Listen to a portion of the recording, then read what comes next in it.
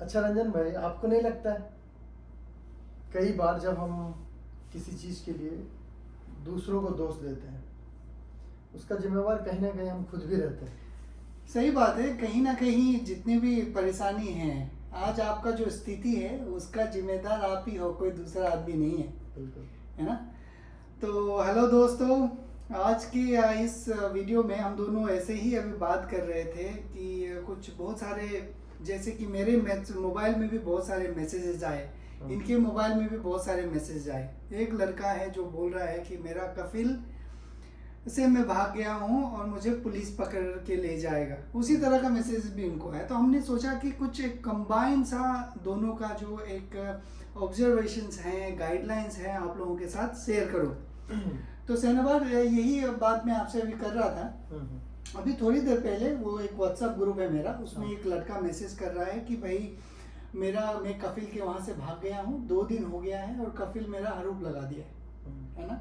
और मुझे पुलिस पकड़ के ले जाएगा तो मैं फिर कैसे बचूं। यहाँ पे टॉपिक ये नहीं है कि हम कैसे बचें, ओके, ये बात मैं क्लियर कर दूं। यहाँ पे टॉपिक ये है कि जो हमारा करंट स्टेटस है, करंट स्थिति है, उसका जिम्मेदार हम ही हैं और कोई नहीं। बिल्कुल।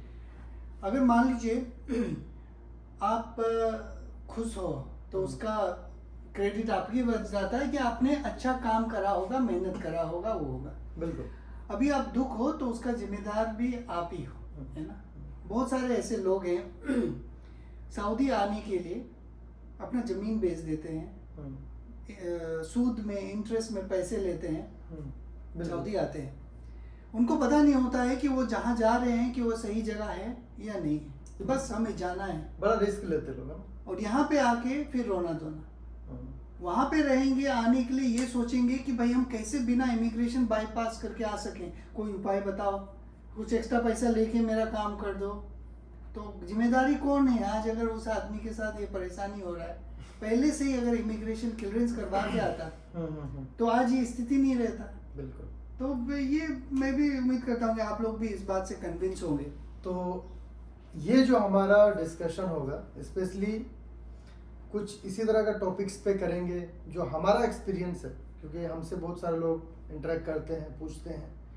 कई बार स्टार्टिंग में क्या लगता है कि यार इस बंदे के साथ में बहुत गलत हो गया, अफसोस आता है। फिर बाद में जब रिसर्च करता हूँ, डीपली जाता हूँ, तो पता चलता है कि यार गलती तो इस बंदे की भी थी। उस समय हमें भी निराशा होता है, आपको भी हुआ होगा कई बार, डेफिनेटली, है ना। तो इस वीडियो के जरिए आप लोगों को एक मैसेज दूंगा कि कभी भी कुछ भी आप कर रहे हैं ना, पहले सारा चीज़ को जानो, सिचुएशन को समझो, उसके बाद में आप लोग डिसीजन लीजिए। अब एग्जांपल पे रंजन भाई को जिस लड़के ने मैसेज किया था कि उसका वो भाग गया कफिल के पास से और कफिल ने हुरूब लगा दिया, राइट। ये नौबत आया कैसे, ये रूट कॉज उसका देखिए, इसका पूरा पीछे जाना पड़ेगा। अब इसका क्या रीजन हो सकता है, आपको एग्जैक्ट मालूम है? नहीं मालूम है? नहीं, मुझे नहीं मालूम है, लेकिन इतना लोगों से मैं डील कर चुका हूँ कि मुझे पता लग रहा है कि क्या कारण हुआ होगा। अब चलिए आप बोलिए, उसके बाद मैं भी अपना इनपुट रखूंगा। न्यूटन का एक लॉ है, झेल लीजिएगा थोड़ा टेक्निकल बातें भी। नहीं, इम्पोर्टेंट है। न्यूटन का एक लॉ है, न्यूटन थर्ड लॉ, जो ये बोलता है कि every action has a equal and opposite reaction. अगर मान लीजिए मैं आपको एक झापड़ मारूं जोर से, तो जितना जोर से आपके गाल में चोट लगेगा उतना ही जोर से मेरे हाथ में भी चोट लगेगा। बिल्कुल, समझ गया।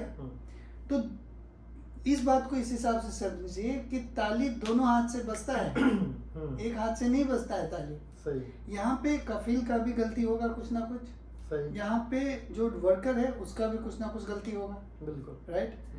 अब यहाँ पे मैं कफिल को ज्यादा दोषी नहीं ठहराऊंगा, क्योंकि वर्कर ने ही इस बात को चूज करा है कि मैं उस कफिल के साथ में काम करूंगा।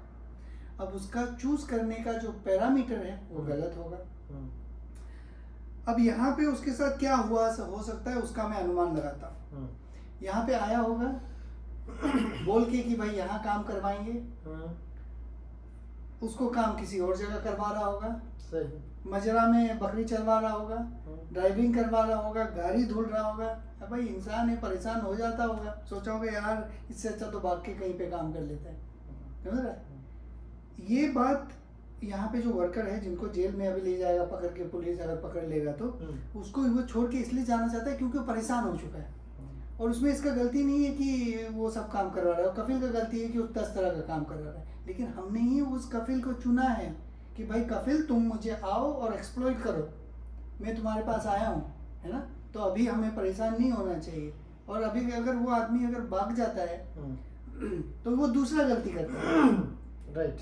अभी वहीं पे रह के कैसे दूसरे जगह जाना है, अपने देश वापस जाना है, वो सोचना जरूरी है, ना कि अभी वहां से भाग के आरोप लग गया है, दूसरा गलती ऑलरेडी कर बैठा है, अब कैसे जाएगा, एग्जिट लगेगा कैसे उसको, है ना। ये तो बड़ा प्रोसेस होगा। बड़ा प्रोसेस हो गया, एम्बेसी के थ्रू जाएगा, 10 तरह की चीजें हैं, वो प्रोसेस के बारे में बात नहीं करेंगे। लेकिन दूसरा गलती ऑलरेडी कर दिया है। पहला गलती इंडिया में करा था, यहाँ पे आते समय वेरीफाई नहीं करा, इमिग्रेशन क्लियरेंस नहीं करवाया उसने अपना, है ना, और तब आ गया यहाँ। दूसरा गलती अब यहाँ पे परेशानी हो गया तो भाग के कर रहा है ना। अब तीसरा गलती पता नहीं क्या करेगा। इसी तरह गलतियों में फंसता रह जाएगा और 10 साल तक यहीं बैठा रहेगा और घर नहीं जाएगा। 15 साल हो गए, 20-20 साल तक से लोग हैं यहाँ पे। अच्छा, यहाँ पे मैं इंटरप्ट करना चाहूँगा। आप दो लेवलों को अच्छा से मतलब लोगों को बताया भी है, लेवलों का राइट क्या है।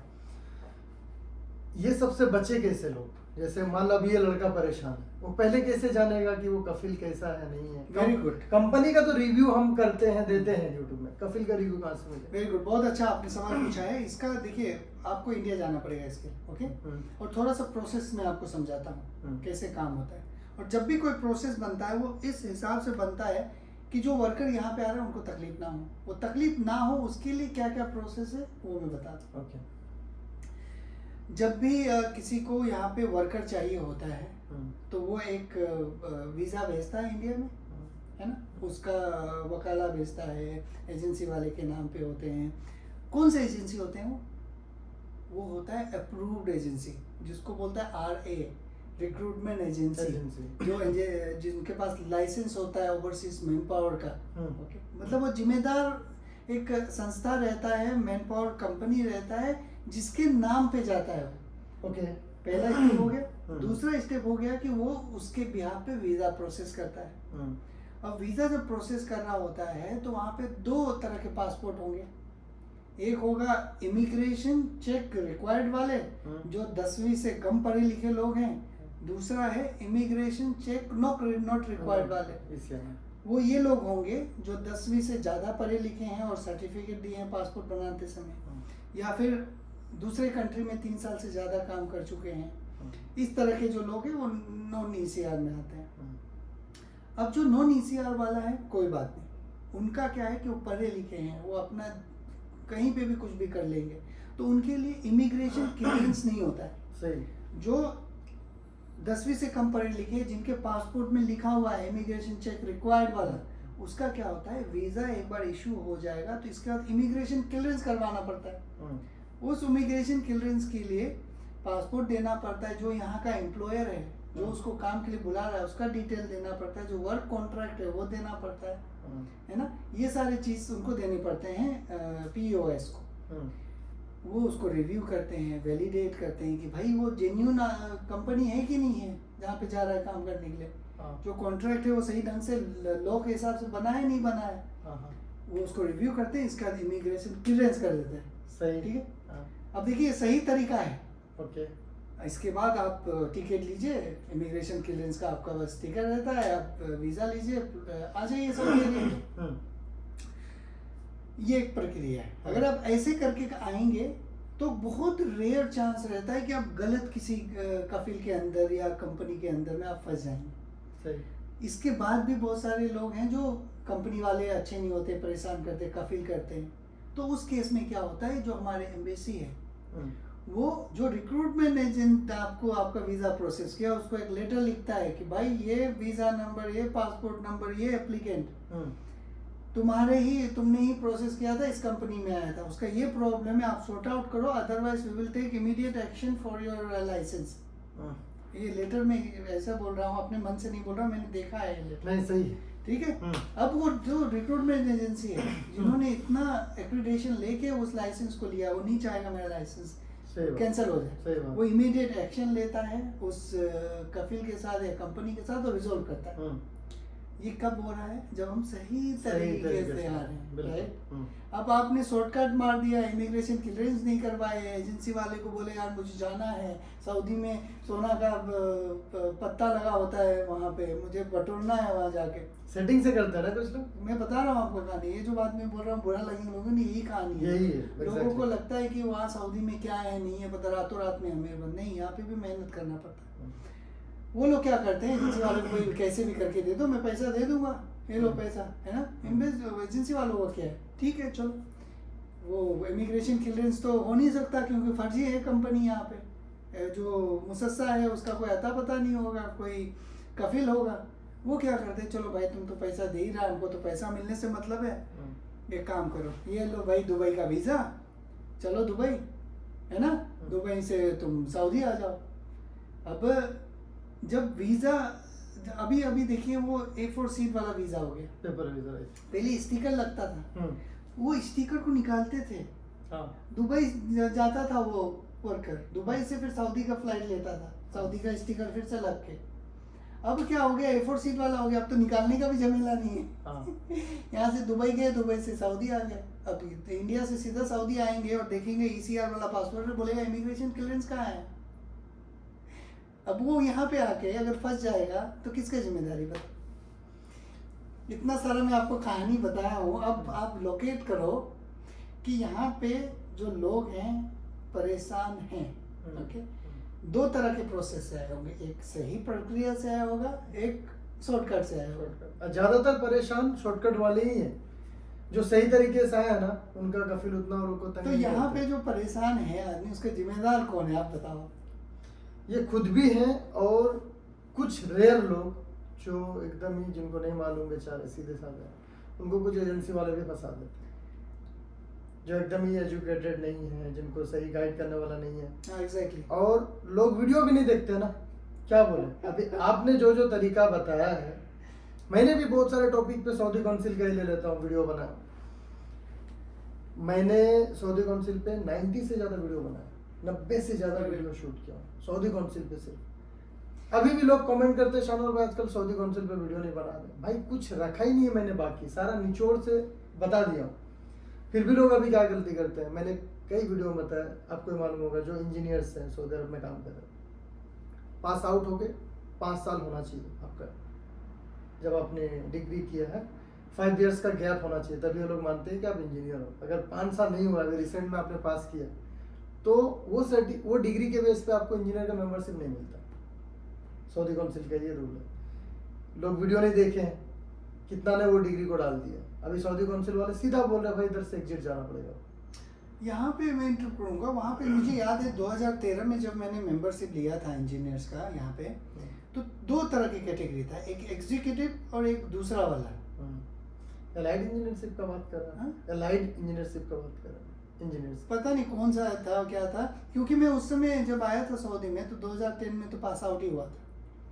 हाँ उस समय दे रहे थे, अभी नहीं दे रहे। 2013 में मैं जब आया था तो वहाँ पे 2 कैटेगरी थे, हाँ। उसका फीस भी अलग अलग था, एक है 3 साल वाला, एक है एग्जीक्यूटिव वाला। अभी वो सब भूल जाइए, आप अच्छा, सिर्फ इंजीनियर्स का ही देंगे, पास आउट होकर 5 साल होना लाजिमी है। अभी ये लड़का जिसका हुरूब लगा है, ये कैसे बच सकता था कि इसके ऊपर हुरूब ना लगे। अभी मैं आपका जो बात है उसको थोड़ा सा और एक्सटेंड करूंगा, इसके बाद इस पे आएंगे। देखिए प्रॉब्लम ये है ना कि एक वीडियो बनाने में इस तरह के, चाहे वो सऊदी काउंसिल को हो या फिर सऊदी लेबर लॉ के हो, किसी भी चीज़ बहुत मेहनत लगता है सही में। और मैंने कान पकड़ा है कि भाई सऊदी लेबर लॉ के बारे में, क्यूआ के बारे में ना तो कोई पढ़ाई करूँगा, ना तो कोई वीडियो बनाऊंगा, ना किसी को असिस्ट करूँगा। मतलब मुझे ऐसा फील होता है दुनिया का सबसे सरदर्द वाला काम, समझ रहे हैं। तो इसीलिए इस टॉपिक पे वो स्किप करेंगे। अब ये जो हुरूब जिसको लगा है उसको अगर शॉर्ट में बताना है तो यही है कि वो अपना इंडियन एम्बेसी जाए, वहाँ पे एग्जिट का एक फॉर्म होता है वो भरे। अब देखिए 2 महीना, 6 महीना, 7 महीना, जब भी नंबर आएगा उसको एग्जिट भेज दिया जाए। अभी 2 महीना में भी आ जाता है कॉल, डिपेंड करता है। हुरूब के बारे में देखिए, जिनको नहीं मालूम मैं थोड़ा बहुत बता दे रहा हूँ। हुरूब किसको बोलते हैं, बहुत सारे लोग यही नहीं जानते। भाई ये हुरूब होता क्या है, लाइट ले लेते लोग हुरूब को। हरूप जो है ना अब एबोलिश हो चुका है। हरूप नाम का अब कोई चीज़ ही नहीं रहा। देखिए आपको थोड़ा सा मैं फिर से बैकग्राउंड में आपको उसका फाउंडेशन समझाता हूँ। जो भी कंपनी रहता है जिसके हमारे पास जो इकामा रहता है, जो स्पॉन्सर का नाम रहता है, वो जिम्मेदार है हमारे लिए। ओके, जो मिनिस्ट्री ऑफ ह्यूमन रिसोर्सेस में उस कंपनी का नाम पे, उस स्पॉन्सर के नाम पे एक लेबर रजिस्टर होता है। उस लेबर रजिस्टर में नाम होता है सारे वर्कर का, जो भी उस स्पॉन्सर के अंदर। बिल्कुल। अब कोई वर्कर 2-3 दिन से अता पता नहीं है उसका, है ना। तो स्पॉन्सर का जिम्मेदार है उस वर्कर का कि वो वर्कर कहाँ है, नहीं है। तो वो क्या करता है, मिनिस्ट्री को नोटिफाई करता है कि ये वर्कर, ये इकामा नंबर मेरे यहाँ पे प्रेजेंट नहीं है, जिसको बोलते हैं एब्सेंट फ्रॉम वर्क। ओके, इसे अरबी में हरूप। हाँ, अरबी में हरूप बोल दिया कि भाई रन अवे, भाग गया वो। अब मिनिस्ट्री क्या करता है, ये मैं एक्चुअल प्रोसेस बता रहा हूँ। मिनिस्ट्री क्या करता है, एक आदमी नॉमिनेट करता है। उसने तो रजिस्टर दे दिया, अब एक आदमी नॉमिनेट करता है। वो नॉमिनेटेड रिप्रेजेंटेटिव जो ऑडिटर होता है उस स्पॉन्सर के पास जाएगा, वहाँ पे चेक करेगा, सब कुछ वैलिडेट करेगा। पहले ये नहीं होता था, अभी हो रहा है। मैं कंप्लीट करता हूँ, इसके बाद मैं आपको बताऊँगा अभी क्या है। इसके बाद ऐसा होता था, इसके बाद वो जाता था उस कंपनी में ऑडिटर, वहाँ पे जाके चेक करता था कि सही में वो डिसअपियर है नहीं है, क्या है। इसके बाद वो फाइनली अप्रूव का स्टेटस लगाता था। जब आप मिनिस्ट्री ऑफ लेबर की वेबसाइट में देखेंगे तो वहाँ पे आपका स्टेटस लिखाएगा एब्सेंट फ्रॉम वर्क, ठीक है, एमओआई का वेबसाइट। और पहले क्या होता था कि एक कच्चा हरूप होता था, एक पक्का हरूप होता था। कच्चा हरूप मतलब 20 दिन के अंदर जिस स्पॉन्सर ने हरूप लगाया है, 15 दिन से 15 दिन 20 दिन के अंदर वो जो लगाया वो कैंसिल कर सकता था। 21वां दिन वो बन जाता था पक्का हरूप। पक्का हरूप मतलब कैंसिल नहीं होगा, अब कैंसिल नहीं होगा। उसके लिए आपको बड़ा लंबा चक्कर, कैंसिल होगा लेकिन लंबा चक्कर, लेटर देना पड़ेगा, स्पॉन्सर मिनिस्ट्री में जाएगा, 10 तरह की चीज़ें होती हैं। ये तरह था। अब कुछ 4-5 महीने पहले एक और नियम आया है उसके ऊपर कि अब से हरूप वरूप का झमेला खत्म। अब जैसे ही इसका बैकग्राउंड ये था कि मान लीजिए जो स्पॉन्सर है वो लेबर जो है, लेबर वो स्पॉन्सर का जिम्मेदारी था। अब जब वो लड़का गायब हो गया तो अब स्पॉन्सर क्या करेगा, मिनिस्ट्री को नोटिफाई कर देगा कि भाई ये लेबर मेरे पास नहीं है। इसके बाद में वो जो स्पॉन्सर है गोसी से उसका कॉन्ट्रैक्ट टर्मिनेट कर देगा। जैसे ही गोसी से टर्मिनेट करेगा कॉन्ट्रैक्ट, एक मैसेज आ जाएगा अरबी में, लिखा रहेगा कि आपका कॉन्ट्रैक्ट टर्मिनेट हो चुका है। गोसी में क्यूबा की तरफ से आएगा मैसेज, टर्मिनेट हो चुका है, आपके पास 60 डेज है, 60 दिन है जिस दिन से मैसेज आया, उस दिन से या तो आप किसी दूसरे कंपनी में ट्रांसफ़र ले लो या एग्जिट चले जाओ। अगर से आप इन 60 दिनों में 60 डेज में ना तो ट्रांसफ़र जाते हैं, ना एग्जिट, ना ट्रांसफ़र लेते हैं, ना एग्जिट जाते हैं, तो आपका स्टेटस एब्सेंट फ्रॉम वर्क हो जाएगा। अब ये है करंट सिनारियो। इसमें भी बहुत सारे इफ्स एंड बट्स हैं कि भाई ये टर्मिनेट हो गया, आप ट्रांसफ़र कैसे करें। ये बातें बनाने वाली बातें हैं। जिनको करना है वो नया कंपनी ढूंढते हैं, वो रिक्वेस्ट भेजता है, ट्रांसफ़र हो जाए। और ट्रांसफ़र भी 15 दिन में, आई थिंक उसका जो प्रोसेस है वो 15 दिन में कंप्लीट करना पड़ेगा ट्रांसफ़र का। वो ट्रांसफ़र का प्रोसेस थोड़ा सा वो अलग है। उसमें ये है कि देखिए 14 डेज टाइम रहता है कंपनी के पास में एक्सेप्ट करने का, रिजेक्ट करने का। अगर नहीं करता है वो तो फिर 90 दिन का नोटिस पीरियड में चला जाता है। ये क्यूबा और ये सब के बारे में आजकल मैं डिस्कस ज़्यादा नहीं करता हूँ, तो आप लोग भी सवाल थोड़ा मत कीजिए इसके बारे में, है ना। आजकल बस वीज़ा के बारे में ही कंसंट्रेशन, क्योंकि ज़्यादा लोगों को गाइड करने से भी क्या है ना, ग्रांटेड ले लेते हैं। अरे मुझे मेरे ऊपर केस कर दिया एक लड़का ने, वो तो वर्बली खाली बोला था केस, मैं मतलब केस ही कर दिया, समझ लीजिए, समझ रहे हैं आप। अब आप एक तो मदद करो, ऊपर से इस तरह की हरकतें करते हैं, तो मैं मतलब यहाँ पे लेबर लॉ ने जो हमें राइट दिया है वो अगर हम जान के रहेंगे तो इससे हमें फ़ायदा होगा। अगर मान लो आप लोगों को नहीं मालूम है लेबर लॉ के बारे में, आपके पास टाइम नहीं है पढ़ने का, रिसर्च करने का, अगर कोई वीडियो बना के बता दे रहा है एग्जाम्पल पे रंजन मैंने वीडियो के जरिए कई लेबर लॉ का राइट्स के बारे में बताया। अब ये सारा चीज़ भाई आपको खुद मांगना पड़ेगा अपने एम्प्लॉयर से ना। जैसे हमारा एग्जाम्पल पे ओवर टाइम का जो नेशनल हॉलीडे है सऊदी अरब का, ईद बकरीद में, अगर हम उस समय ड्यूटी करेंगे तो ओवर टाइम हमें 1.5 गुना ज़्यादा मिलेगा उसका, राइट? हर समय वो बकरीद वकरीद नहीं, जैसे आपका जो 8 घंटा का ड्यूटी है, हाँ। 9 घंटा में काम कर रहे हो, 9 आवर्स एक्स्ट्रा आवर्स कभी भी कर रहे हो, हाँ, है ना, उसमें आपको 1.5 गुना मिलेगा, 1.5 गुना बेसिक का मिलेगा, बेसिक का मिलेगा। अगर मतलब हॉलीडे पे करते हैं तो 1.5 गुना मिलेगा आपको, ओवर टाइम हो गया। और उसमें कई बार नोटिफिकेशन आता है कि आपको डबल मिलेगा, ऐसा वो कंपनी वाले के ऊपर डिपेंड करता है कि आपको खाना भी दे रहा है नहीं दे रहा है। लेकिन लेबर लॉ में ये है कि आपको बस 1.5 गुना मिलेगा, 1.5 गुना बेसिक का, समझ रहे हैं? अब कई बार लोग अपना जो अधिकार है उसको भी नहीं मांगते, है ना? नहीं, देखिए एंड ऑफ द डे मैं यही बोलूँगा, जब तक आप अपना मदद नहीं करेंगे कोई आपका मदद नहीं करेगा। फर्स्ट हेल्प योरसेल्फ, है ना, तब भगवान विल हेल्प यू, है कि नहीं? बिल्कुल बिल्कुल, अगर हम खुद ही नहीं करेंगे तो फिर मतलब कौन करेगा? क्योंकि ये सऊदी लेबर लॉ के जितने भी आर्टिकल्स हैं मैंने ऑलमोस्ट सबको कवर करा है, और मोस्टली मेरे एक्सपीरियंस भी है, मैं भी बहुत इस तरह के फेजेस से गुजरा हूँ, बता दिया हूँ लोगों को। अब जो देखते हैं अपना कमेंट करते हैं, पूछते हैं, लेकिन मैं भाई वीडियो देख रहा हूँ। बस वीडियो देख लो अपना, और जो भी है अपना कोशिश करो, क्योंकि वो बहुत एक ऐसा सब्जेक्ट है ना, 2 महीना तक तो मैं डिप्रेशन में चला गया था, समझिए आप। अच्छा, मतलब आप जब 200-250 लोगों को एक दिन में सुनेंगे उनके प्रॉब्लम से, और रात में जब सोने जाओ तो वही पूछता रहता है, आपका दिमाग बेचैन रहता है कि भाई इसको कैसे सॉल्व करें, ये वाला कहाँ से इसका इन्फॉर्मेशन लिया है, खुद से बना के बोल दे वो तो पॉसिबल है नहीं, कहीं से रिटर्न लिखा हुआ ईमेल में हो तो हाँ बताया भी जा सके, लेकिन वो परेशान है, पता नहीं कहाँ भागा होगा, कहाँ सो रहा होगा, कहाँ खा रहा होगा। इसलिए बीच में आप गायब हो जाते मैं हैं। 2 महीना तक मैं ना कुछ किया, वीडियो बनाया ना कुछ बनाया, इसके बाद मैं सोचा नहीं ये चैप्टर ही बंद कर देता हूँ। अभी बड़ा एंजॉय कर रहे हैं आप, फिट है माशाल्लाह। फिर बीच में वीएफएस आया, वीएफएस का टाइम भी 1 हफ्ता के लिए गायब हो गया था। अरे क्या बताएं, जब ज़्यादा इन्वॉल्व हो ना लोगों के साथ तो यही हाल होता है।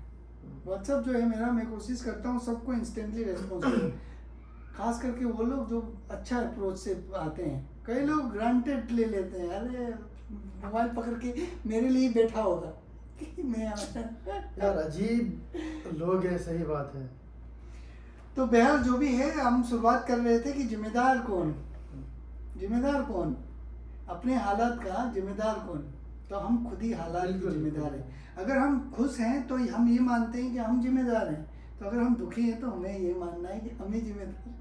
अच्छा, एक और अपना एक्सपीरियंस बता रहा हूँ मैं। रियाद में एक ड्राइवर है, हैदराबाद से है, हाँ, मेरा वीडियो काफ़ी टाइम से फॉलो कर रहे हो। एक दिन वो बंदा मेरे को रमज़ान में ना मैसेज किया, मैंने एक मेंबरशिप रखा हुआ है जो 10 रियाल पे करते हैं, मैं उन्हीं से बात करता हूँ, मजबूरन ये करना पड़ा, नहीं तो फिर इतने लोगों का कॉल आता था फालतू में, सर आपसे बात करने के लिए। बहुत सही करें आप ये।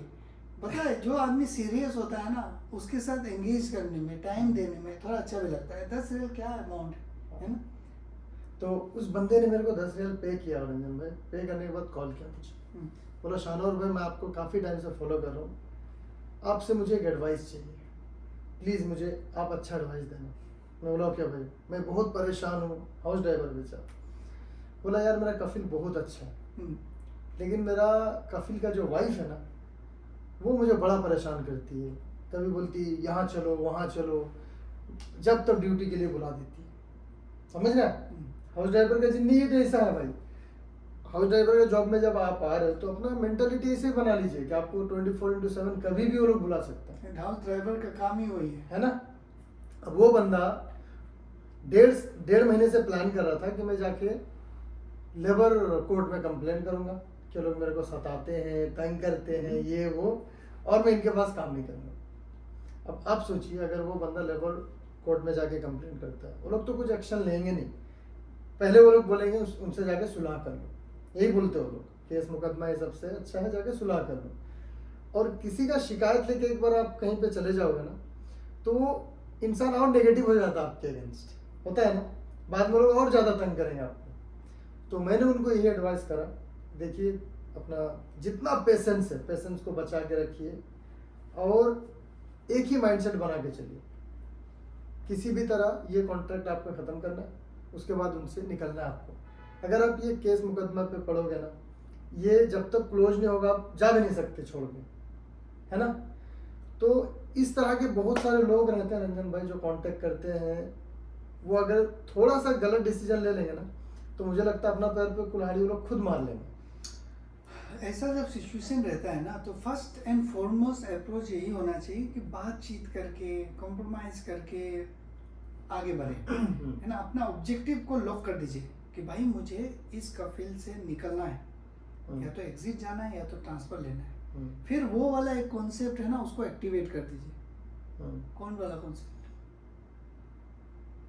कि मुसीबत में गधा को भी अपना बाप बना वो चीज वो कॉन्सेप्ट को एक्टिवेट कर दीजिए, है ना, कि तुम्हारा ही गधा बड़ा, मेरा घोड़ा छोटा, है ना। बस अपना काम निकाल लिए, उनसे एग्जिट लीजिए या फिर ट्रांसफर लीजिए, वो अपना रास्ता, आप अपना रास्ता। इसमें आपका सेल्फ रेस्पेक्ट सोचेंगे कि मेरा आत्मसम्मान चला जाएगा, मैं नीचे हो जाऊंगा, छोटा हो जाऊंगा, ऐसे कैसे, मैं उसको सबक सिखाऊंगा। और इनसे हम लोग पंगा भी नहीं ले सकते। जब आप समुद्र मगरमच्छ वाले नदी में हो ना, तो मगरमच्छ से पंगा नहीं लेना चाहिए, समझ, कहावत है। तो वही बात है, आप इनकी जगह में हो, इनका भाषा है ना। कोर्ट कचहरी जाओगे तो बहुत अच्छा कोर्ट कचहरी है, यहाँ पे कोई समस्या है नहीं। बहुत सारी चीज़ें हैं आपके पास, डॉक्यूमेंटेशन कंप्लीट होने चाहिए, एविडेंसेस होने चाहिए अपनी क्लेम को प्रूव करने के लिए। और एक एज ए हाउस ड्राइवर ये सारी चीज़ आपके पास नहीं होंगे, हम सबको पता है। दर दर के ठोकरे खाएंगे, इंफॉर्मेशन क्लियर नहीं है। तो फर्स्ट एंड फॉरमोस्ट यही है कि आप अपना जो मिटिगेट करें, मिटिगेट को क्या बोलेंगे, जैसे कि मान लीजिए अगर कोई आग जल रहा है तो उसको ज़्यादा आग ना जले, वो ऐसा क्या करें, मिटिगेशन प्लान बनाइए, है ना। तो वो कीजिए ताकि और बिगड़े ना। बहुत लोग का माइंडसेट ऐसा भी रहता है रंजन भाई कि मैं कंप्लेन कर दूंगा, ये तो सोचते हो, लेकिन उसका पीछे ये नहीं जानते कि कंप्लेंट अगर वो कर देगा तो बाद में आपको प्रूफ भी दिखाना पड़ता है उसको सही साबित करने के लिए। वो आप कहाँ से दोगे? जो कोर्ट है ना, वो आपका कोर्ट का किसी दिन मैं प्रोसीडिंग बताऊंगा आपको, तो आपको समझ आएगा। कोर्ट में क्या होता है कि आप जाएंगे तो दो आदमी होगा आपके सामने, एक जज होगा और एक उस कफिल का, कंपनी का एक आदमी होगा या खुद होगा। वहाँ जज पढ़ेगा कि आपका कंप्लेन ये है, ये है, ये है, ये है, ये है ना। इसके बाद आपको बोलेगा कि आपने ये कंप्लेन करा, आपके पास कोई रिटन एविडेंस है, कोई प्रूफ है ना।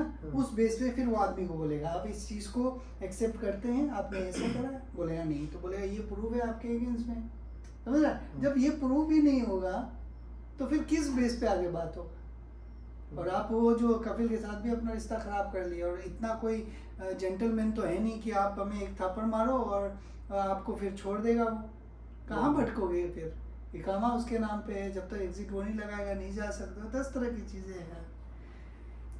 यही कि अच्छा रहो, जो जैसे आप अगर अच्छा है तो दुनिया आपके लिए अच्छा है, अगर आप खराब है तो आपको सब दुनिया उसी तरह के दिखेंगे। तो बहरहाल ये वीडियो भी काफ़ी बड़ा हो गया। देखिए, जो भी लोग काम करो ना प्रदेश में, पहले तो आप ये कभी मत भूलो कि अपना देश छोड़ करके आए हो यहाँ पे कमाने के लिए, काम करने के लिए। ईगो सब साइड में रखो और जितना हो सकता है पेशेंस रख के यहाँ पे काम कीजिए, अच्छे से रहिए और इधर से जल्दी निकलने का भी प्लान कीजिए। कब तक इधर ही रहना, इधर से जाके अपना कुछ अपने कंट्री में बिजनेस सेटअप कीजिए। इसके बारे में एक दूसरा टॉपिक पे डिस्कस करेंगे। बहुत इंटरेस्टिंग बात आपने छेड़ दिया अभी कि 5 साल बाद सऊदी में लेबर मार्केट का क्या स्थिति रहेगा। ओके, तो ये नेक्स्ट वीडियो में कवर करेंगे। बहरहाल इस वीडियो में इतना ही, तब तक अपना ख्याल रखिए। Thank you so much. Thank you so much.